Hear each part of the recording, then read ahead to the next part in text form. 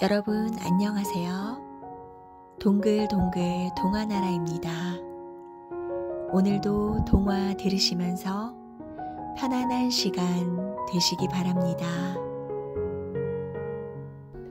천지 속의 용궁. 우리나라에서 가장 높은 산은 백두산이에요. 백두산 꼭대기에는 천지라는 아주 큰 못이 있지요. 그런데 그 천지 속에 용왕이 사는 용궁이 있다고 해요. 옛날 사람들은 다 그렇게 믿었대요. 지금부터 그 이야기를 들어보실래요? 천지에서 얼마 떨어지지 않은 곳에 오두막이 한 채 있었어요. 오두막에는 장우와 바우라는 형제가 살고 있었죠. 부모님은 어렸을 때 돌아가시고 단둘 뿐이어서 서로 의지하며 사이좋게 지냈어요. 그런데 언제부터인가 동생 바우가 시름시름 앓더니 영 일어나지를 못하는 거예요. 좋다는 약은 다 먹이고 용하다는 의사는 다 모셔와도 영 낫지를 않았어요. 그러던 어느 날 장우가 잠을 자는데 꿈속에 어머니가 나타나서 이렇게 말했어요. 장우야, 어쩌면 좋으냐. 바우 병이 나으려면 천지에 있는 용궁까지 가야 하는데 그 험한 길을 누가 간단 말이냐. 그 말을 듣고 장우가 말했어요. 어머니, 무슨 말씀이세요? 제가 갈 테니 길만 알려주세요. 그러니까 어머니는 우리 장우 장하다, 장하다 우리 장우, 참 장해 하면서 천지로 가는 길을 알려주었어요. 이튿날 날이 밝자 장우는 천지를 향해 떠났어요. 산을 넘고 강을 건너 끝도 한도 없는 길을 걷고 또 걸었지요. 옷은 해질 대로 해지고 몸은 지칠 대로 지쳤지만 장우는 쉬지 않고 걸었어요. 그렇게 얼마를 걷자 넓은 들판이 나타나는가 싶더니 이내 깎아지른 벼랑이 앞을 턱 막아섰어요. 장우는 이 벼랑을 어떻게 건너나 싶어 털퍼덕 주저앉아 한숨만 푹 내쉬었어요. 장우는 하늘을 바라보며 기도했어요. 하느님, 제 동생을 살려주세요. 이 벼랑을 건널 수 있게 도와주세요. 그랬더니 어디선가 학이 한 쌍 날아왔어요. 기다란 부리에 흰 바우라기를 한 자락씩 물고 말이에요. 그러더니 바우라기 끝을 바위에 놓고 부리로 툭툭 쪼며 껑충껑충 뛰지 뭐해요. 그렇게 서로 날았다 올랐다를 한참 동안 하니까 근사한 다리가 만들어졌어요. 장우는 하늘을 향해 절을 하고 무사히 다리를 건넜어요. 그러자 드넓은 천지가 눈앞에 펼쳐지는데 온통 새하얀 눈천지였어요. 장우는 두리번거리며 용궁으로 향하는 문을 찾았어요. 그런데 새하얀 눈밭에 빨간 잉어가 팔딱이고 있지 뭐해요.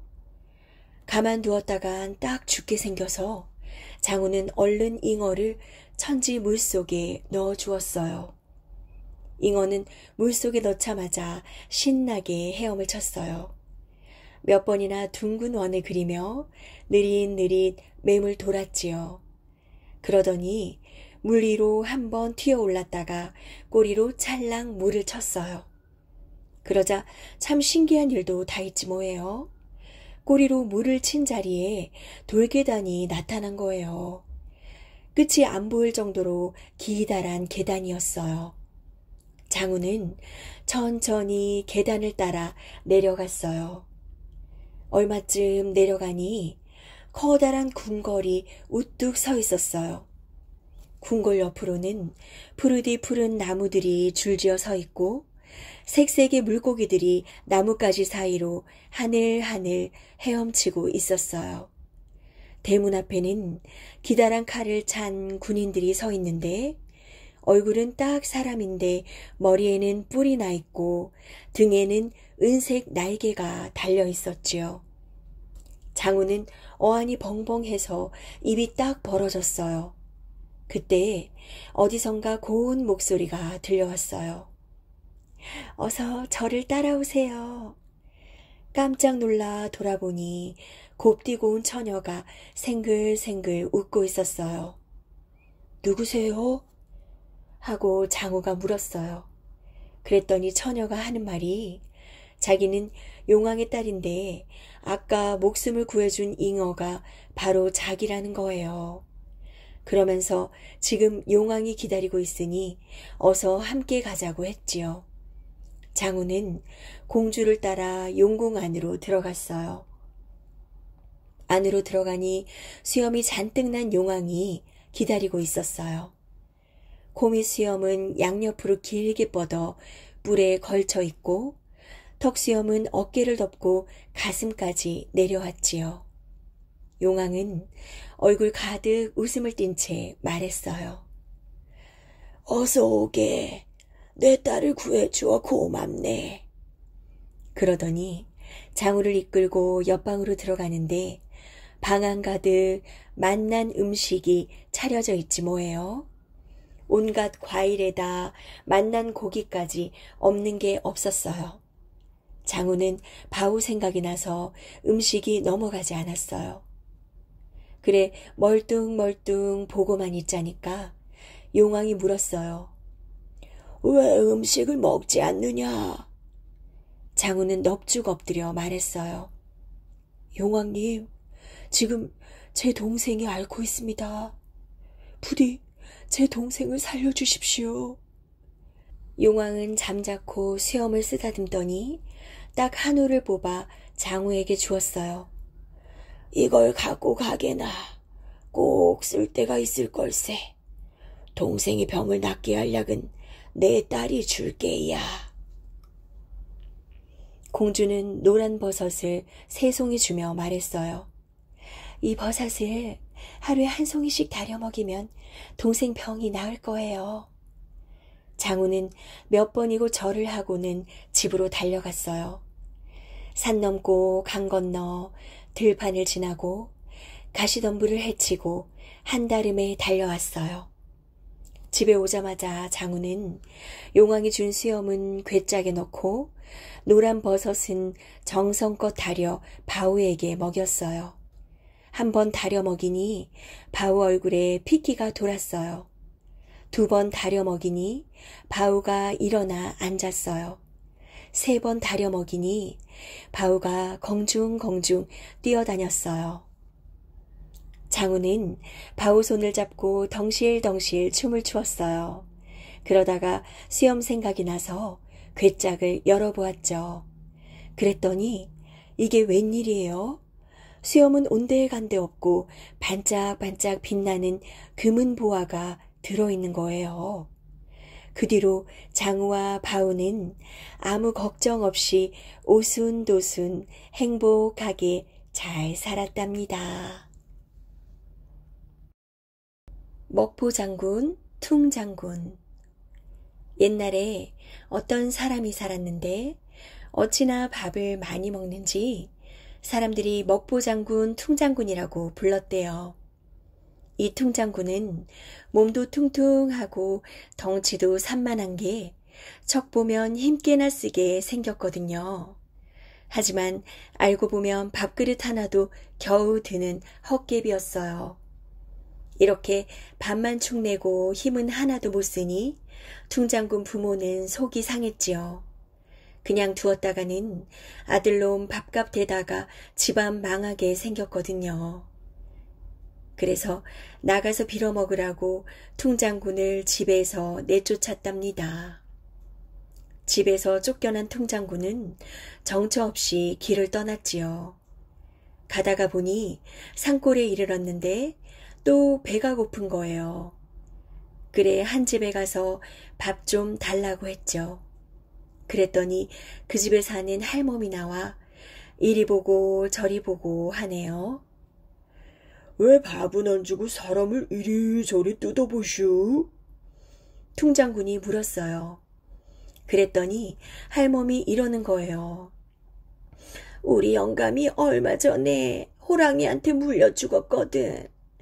그래서 아들놈 셋이 아버지 원수를 갚겠다고 이놈의 호랑이를 잡으러 다니는데 어디 잡혀야 말이지. 청각을 보니 퉁퉁하니 힘께나 쓰게 생겼는데 우리 아들들하고 힘을 합해서 호랑이 좀 잡아주려나? 까짓 호랑이쯤이야. 식은 죽 먹게 줘.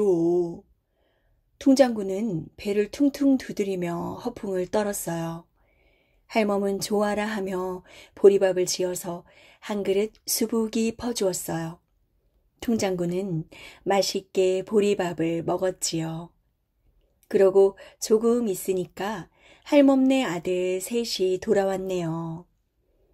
얘들아, 아버지 원수 갚아줄 장군님이 오셨단다. 어서 인사드려라. 할멈이 그렇게 말하자 아들들이 넙죽 절을 하네요. 장군님, 저희 아버지 원수 갚는 일을 도와주십시오. 걱정 마우. 호랑이 정도야 콧김 한 방으로 날려버릴 테니. 퉁장군은 또 배를 퉁퉁 두드리며 허풍을 떨었지요. 이튿날 아침에 퉁장군은 보리밥을 10그릇 먹어치우고 호랑이를 잡으러 갔어요. 퉁장군은 아래에서 기다리고 삼형제는 산으로 올라가 호랑이를 모는 거예요. 조금 있으니까 호랑이가 삼형제에게 쫓겨서 산 밑으로 뛰어오네요. 그걸 보니 퉁장군이 얼마나 겁이 났겠나요. 퉁장군은 얼른 고목나무 위로 기어 올라갔지요. 호랑이가 뛰어오다 보니 나무 위에 큼지막한 고기 덩어리가 있거든요. 그래 그걸 먹겠다고 입을 넙죽넙죽 벌리며 나무 위로 기어 올라오네요. 그러니 퉁장군이 또 얼마나 무서워요. 퉁장군은 죽을 힘을 다해 악 소리치면서 똥을 뿌지직 싸버렸어요. 그 바람에 호랑이가 깜짝 놀라서 나뭇가지에 코가 꿰었죠. 그래서 꼼짝도 못하고 매달려 있다가 죽어버렸지요. 삼형제가 그걸 보고 물었어요. 장군님, 정말 용하십니다. 어떻게 잡으셨나요? 그러자 퉁장군이 배를 퉁퉁 두드리며 말했죠. 뭐, 고까짓 거. 한 손으로 꼬리를 쥐고 획 팽개쳤더니 저 나뭇가지에 코를 꿰고 죽더구먼. 삼형제는 고맙다면서 퉁장군에게 금과 인삼을 잔뜩 주었어요. 그런데 금은 무거워서 들고 갈 수가 있어야죠. 그래 퉁장군은 배를 퉁퉁 두드리며 말했죠. 금은 우리 집에도 많으니까 인삼만 지고 갈게. 이렇게 해서 퉁장군은 다시 길을 떠났어요. 한참을 가다 보니 길에서 웬 아이가 울고 있네요. 얘야, 너 왜 울고 있냐?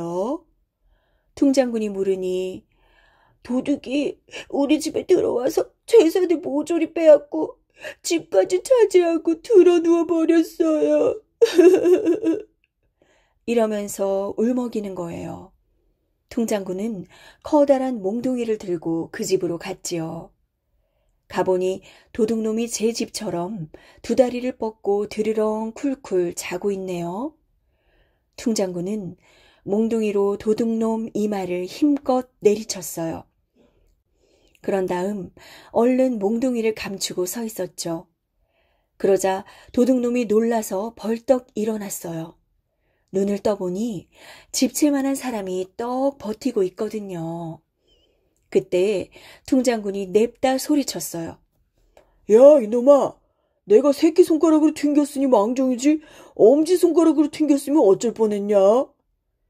그러니까 도둑놈은 그만 겁이 나서 예, 죽을 죄를 지었습니다. 목숨만 살려주십시오. 하면서 훔친 물건을 다 내놓고 걸음아 날 살려라 하고 달아나 버렸대요. 이렇게 해서 퉁장군은 그 집에서도 대접을 잘 받았지요. 그 뒤로도 퉁장군은 잘 먹고 잘 살았대요. 언제나 배를 퉁퉁 두드리면서 말이에요.